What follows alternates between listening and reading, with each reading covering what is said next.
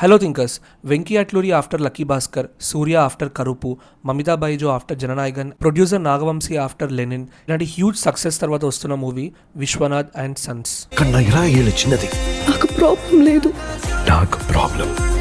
Please నువ్వు ఒక్క చిటికేస్తే నీ వయసు అబ్బాయిలు చాలా మంది ఇలా వచ్చి పడిపోతారు.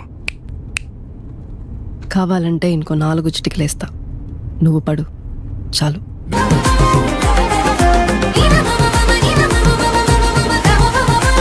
ఈ సక్సెస్ కాంబినేషన్లో వస్తున్న మూవీ వర్కౌట్ అయిందా లేదా?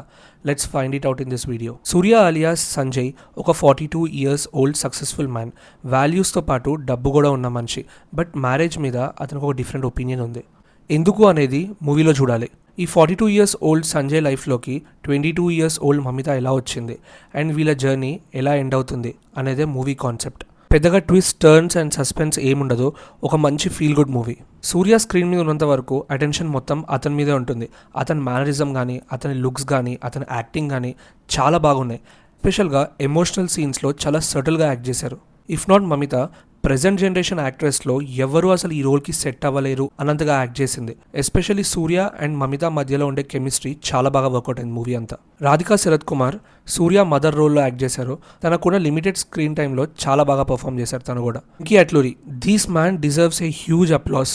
ఏజ్ గ్యాప్ అనే ఒక సెన్సిటివ్ స్టోరీ లైన్ని చాలా మెచ్యూర్గా హ్యాండిల్ చేశాడు. మూవీ మొత్తం ఆల్మోస్ట్ చాలా ఎంగేజింగ్గా అండ్ ఎక్కడ బోర్ కొట్టకుండా డీల్ చేశాడు మూవీ. ఈ ఏజ్ గ్యాప్ అనే సెన్సిటివ్ టాపిక్ కాకుండా మూవీలో ఇంకొక సబ్ ప్లాట్ ఉంటుంది, అది కూడా sensitive plot. But movie team ఎక్కడ రివీల్ చేయలేదు కాబట్టి నేను కూడా ఈ వీడియోలో చెప్పాను. ఆ ప్లాట్ని కూడా చాలా బాగా హ్యాండిల్ చేశారు. వెంకీ అట్లూరి తన ప్రీవియస్ మూవీస్ లాగానే తన మార్క్ చూపించాడు. లైక్ తొలి ప్రేమ, మిస్టర్ మజ్ను, సర్ ఇలాంటి మూవీస్లో తన మార్క్ ఏదైతే ఉంటుందో చాలా డీప్ అండ్ హిట్టింగ్ డైలాగ్స్ ఉంటాయి మూవీ మొత్తం. ఎంతైనా త్రివిక్రమ్ ఫ్యాన్ కదా, ఆ ట్రేసెస్ మటుకు కనిపిస్తాయి మూవీలో. Something to short out in this movies costume designing. అసలు ఒక్కొక్క రోల్కి వాళ్ళ రోల్స్లో పర్ఫెక్ట్గా కాస్ట్యూమ్స్ సెట్ అయినాయి. స్పెషల్గా సంజయ్ రోల్కి. వన్ మోర్ పాజిటివ్ థింగ్ ఏంటంటే ఈ మూవీలో రీసెంట్గా చాలా మూవీస్లో ఏఐ యూజ్ చేస్తున్నారు. బట్ ఈ మూవీలో అసలు ఏఐ యూజ్ చేసినట్టే అనిపించలేదు. వాళ్ళు యూజ్ చేసినా సరే ఒక ఆర్టిఫిషియాలిటీ ఏం కనిపించలేదు అసలు మూవీ మొత్తంలో. Coming to the negatives, second హాఫ్లో ఒక 20 minutes డిప్ అవుతుంది. ఎస్పెషల్లీ ఫ్యామిలీ సీన్స్ సెకండ్ హాఫ్లో ఎక్కడో చూసామే అన్న ఫీలింగ్ అయితే కలుగుతుంది. Music and background music would have been more better. G V Prakash నుంచి ఇంకొంచెం ఎక్స్పెక్ట్ చేసాం. ఇలాంటి ఫీల్ గుడ్ మూవీస్లో music and background music will be the soul of the movie. But అది మటుకు అచీవ్ చేయలేకపోయారు. సాంగ్స్లో కూడా నేనో బటర్ఫ్లై సాంగ్ తప్ప ఏ సాంగ్ అంతగా ఎక్కలేదు నాకు. రీసెంట్గా ఉస్తాద్ భగత్ సింగ్ మూవీ ఫ్లాప్ అవడానికి one of the main reason Sreeleela and Pawan కళ్యాణ్కి ఏజ్ గ్యాప్.